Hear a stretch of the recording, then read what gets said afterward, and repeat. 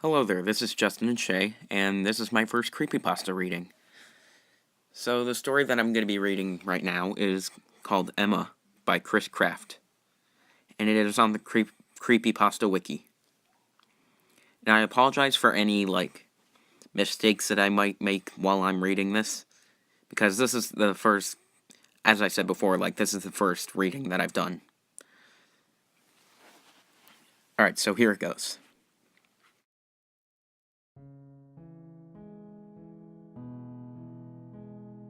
My friends, this story is absolutely true. The identities have been changed to protect the individuals within, but the story itself remains true. This is the testimony of one of the only two people on this planet who witnessed these events. Me. In the summer of 2005, I met a girl. Emma was my first serious girlfriend, and I found myself caring for her a great deal rather quickly. She had a personality unlike any other girl I had met, and it intrigued me. She was smart, pretty, and kind of odd in some ways, but I liked it. You could say her most endearing factor. The first 3 months went along without a hitch.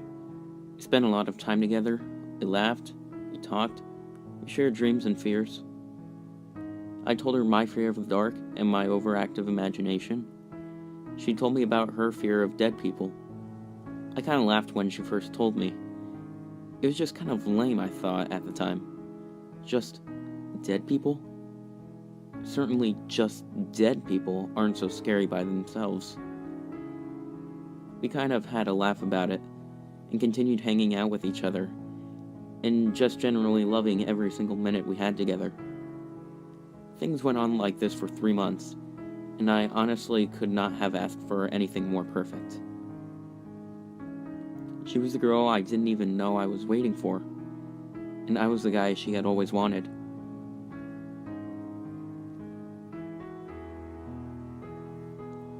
About a month later, she called me on the phone, which was nothing new. We spent a lot of time talking on the phone. It was our favorite thing to do other than physically being near each other. She was telling me about her day at school. At her high school, she didn't really have a lot of friends, which I found hard to believe. She was having a bad day and she was just glad to be home on the phone with me. I was glad to be on the phone with her too. I wasn't having the greatest day myself. Around 6 p.m. we were watching the same show on TV while talking on the phone. Something we did whenever I wasn't allowed to come over, since she lived with her mother and her mother worked nights. I would come over after she left for work so we could actually spend some time with each other. Her mother had just left, and Emma was talking to me about what just happened on TV. Then the commercials stopped and the program resumed.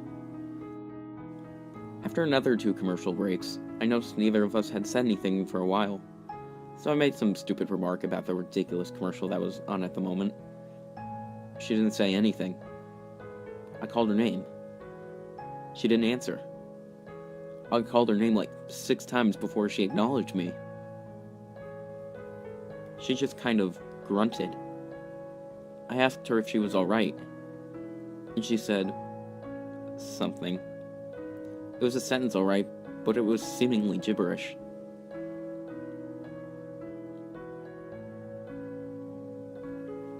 At first I thought she was just trying to freak me out, or was playing some kind of elaborate joke. She was breathing heavily and erratically, and her words seemed difficult for her to form. She seemed very distant, not at all like herself, and I cannot remember exactly what she was saying at first. It was muffled and distorted. And there was this noise, a banging noise, that the longer I listened, the louder it got. I eventually asked Emma what the noise was I was hearing. She got silent for a second before responding. You can hear that? Of course I can hear it. It's loud as hell. What is it? She paused for a long moment. It seemed to drag on and on. It's them, she said. That's all she said. I was genuinely kind of freaked out. but somewhere in my mind, I still thought she was messing with me as a joke.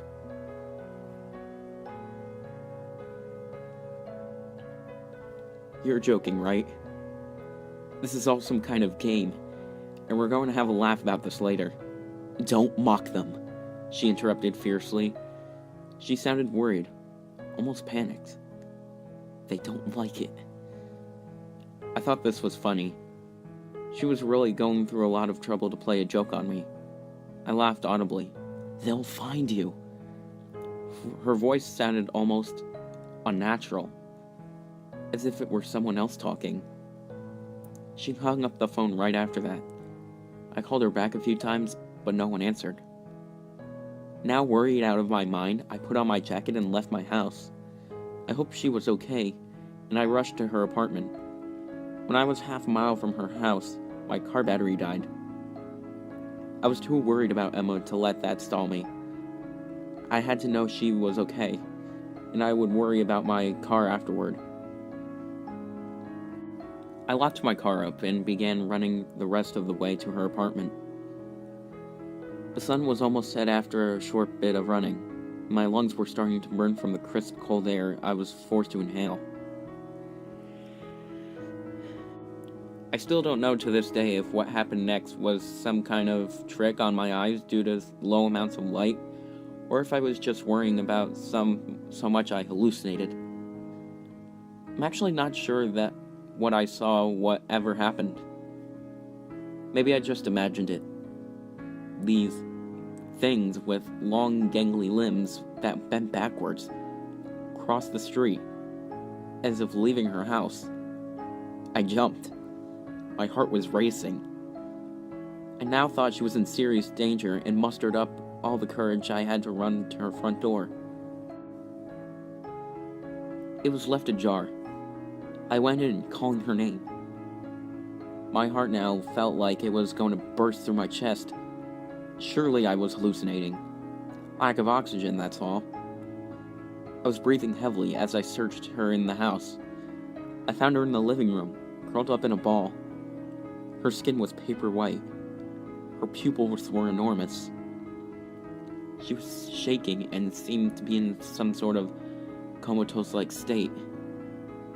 I called her name, but she wouldn't respond. She wouldn't respond to anything. Not even when I touched her, shook her. Nothing. I picked her up and took her to her room.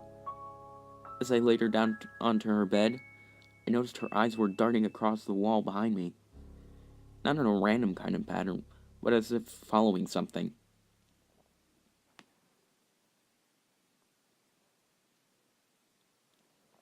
Her eyes reached the space on the wall directly behind me, and they stopped. Her eyes widened as she began shaking.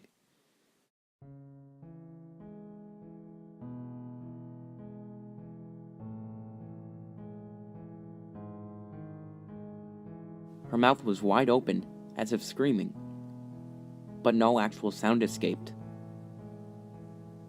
Leaning her over, frozen in pure, unadulterated fear, I tried to make myself turn around. Part of me didn't want to meet whatever it was she saw. But the other part of me, the survivalist in me, forced me to turn around. And as I did, I saw another thing. This thing was gray. Its limbs bent backwards. It hung from the place where the ceiling and wall met, clenching with all four claws. It hung there and stared at me with its sunken eyes. I couldn't make out if they were holes or the blackest eyes imaginable. Because all of that, there was blackness. The loud sound I heard over the phone earlier was back. The wooden blinds that hung from her window were banging themselves on the windowsill, as if someone were lifting them and throwing them against it, again and again and again. The sound was very fast and very loud. My ears were starting to ring as the thing slowly inched its way up the wall and across the ceiling toward us. Every second the ringing got louder. Soon the thing was directly above us. And as it clutched the ceiling, its face zoomed in on us all. its neck stretching, I saw the black eyes, and the stitched mouth coming closer. My chest was hurting now, most likely from how hard my heart was beating. I started to black out.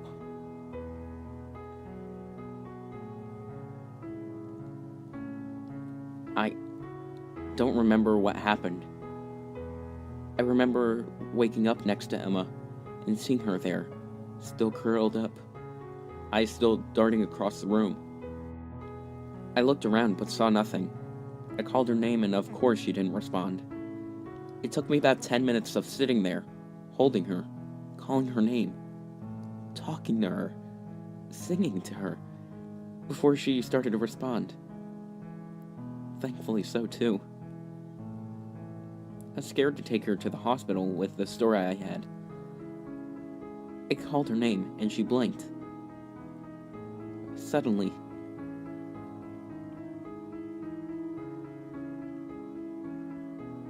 I called her name, and she blinked suddenly and looked at me. I asked her, "Emma, what the hell is going on?" She looked at me with genuine surprise. "What are you talking about? When did you get here?"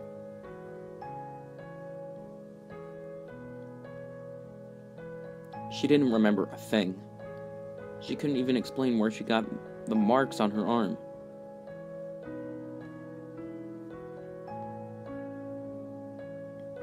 A week after that, I was at her house, and I decided to ask her about what had happened. I wanted some answers. She still didn't remember what happened, but she did have something to say about it. She told me that her fear of dead people stemmed from the fact that she used to see what she thought were dead people.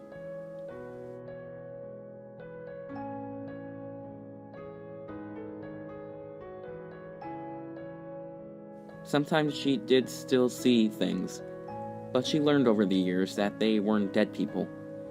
She couldn't say what they were, but she explained how some would talk to her, and others wouldn't. Some would stare at her, and others would avoid her. Ultimately, some were nice, and others were malevolent. She said that the face in her ceiling told her most of what she knows of them. She explained that not all of them were good.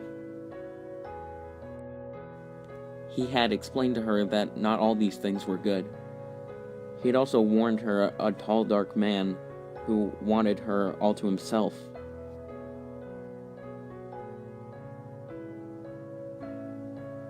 He explained to her that the freaky limbs were the tall man's, and that they were to protect her from anyone else, but also to keep her in check. She told me about how they would hurt her sometimes, and that her bed was the only safe place most of the time. Whenever she had her episodes, her bed was surrounded by water, and the things couldn't get to her. She also told me that they had made her cut herself when she'd been bad. I love this girl, despite all the crazy stuff she told me. I wanted to be there for her. I wanted to help her. It didn't take a very long time for me to figure out that being with her was harmful to her. After 3 years, I had witnessed episode after episode. I had learned how to calm her down within a few minutes. I'd even got her to stop cutting herself.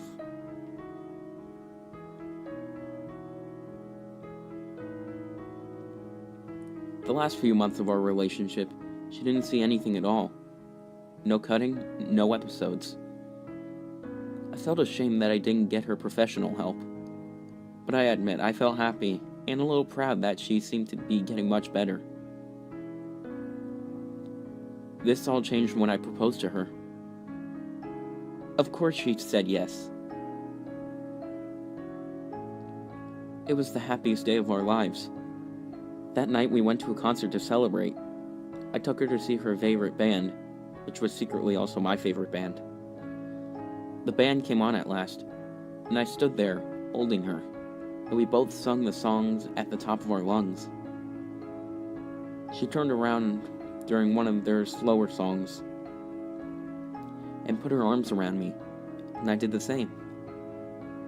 I looked at her, only to see her eyes looking in the distance behind me, toward the back of the venue. I looked back, but saw nothing. No, not now. This was the perfect day, the perfect night.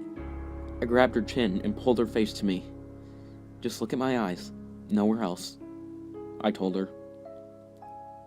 She struggled, but she did just that. I stood there holding her as we looked at each other.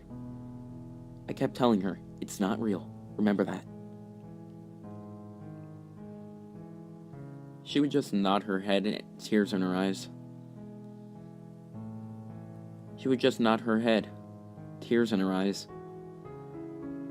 The song ended, and so did her episode. I dropped her off at her house, and after the world's longest kiss, I got in my car and headed home. Once home, I took a quick shower and readied for bed.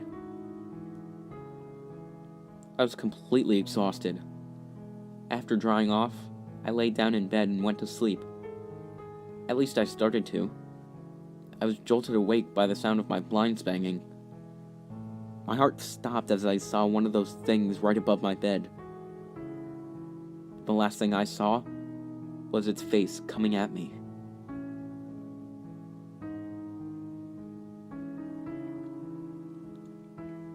I woke up from the blackness the next morning with a cut on my arm, my mind instantly jumping to Emma. I raced to my phone to call her. I never got a response. When I stopped by her house, her mother answered the door and told me she didn't want to see me. I didn't know what was going on. After a week, I was in severe depression. I didn't hear a damn thing from her. No replies on her MySpace or Facebook, no entries on her Xanga or LiveJournal. Sadly, I didn't hear anything for 2 years. I saw on her Facebook that she was in a relationship. My heart sank. It more than sank. It felt like it withered and died right then and there. I messaged her, very formally, asking her how she was, etc. I also asked what happened between us. She didn't respond for 3 days. When she did, she told me that she was heartbroken for a whole month when I broke up with her. She said that she cried in her mom's arms for weeks and weeks, and thought she would never stop. She told me she even made me a card and a painting, both of which she had been working on for months without me knowing, and sent them to me the week that I broke up with her to get me back. I told her I never received anything. I was about to argue that I never broke up with her. It was a ridiculous idea, because I was in love with this girl. I still was. I still am. I would never end what we had. But something stopped me. I got the thought, perhaps she was happy now. I asked her about the guy she was with now. She replied, he had proposed to her. She said yes. She was truly happy. I then asked her about the things she saw. She remembered nothing at all. Her episodes were gone. I felt completely lost, destroyed from the inside out.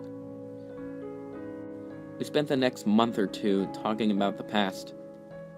She didn't recall most of our relationship. I would ask her about some of my favorite memories with her, and she wouldn't remember a thing. She didn't remember that she used to be a cutter. She didn't remember anything she used to see, good or bad. And she didn't even remember that she was once engaged to me. Nor did she remember that amazing night we had at the concert.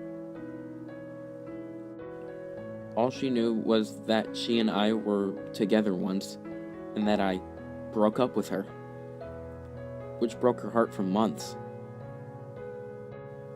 I still love Emma with every fiber of my being, and I want to figure out what happened, What went wrong? I think I deserve that much. An explanation. I honestly thought for a while, after everything that happened, perhaps she had some type of mental illness. I mean, everything she experienced was practically textbook paranoid schizophrenia. It would be easy to chalk it up to that, even after explaining these symptoms to my professor of my psychology class. Or after the 5 years of research that I have poured into trying to find a way to explain these events. Almost everything adds up to schizophrenia. Everything but one thing. I still can't figure out why I still see that figure on my ceiling some nights. Whew, that was exhausting. So this was my first Creepypasta reading. I hope you enjoyed it. I'm probably going to be doing a couple of more of these in the future, so be sure to stay tuned for these. Thanks for watching.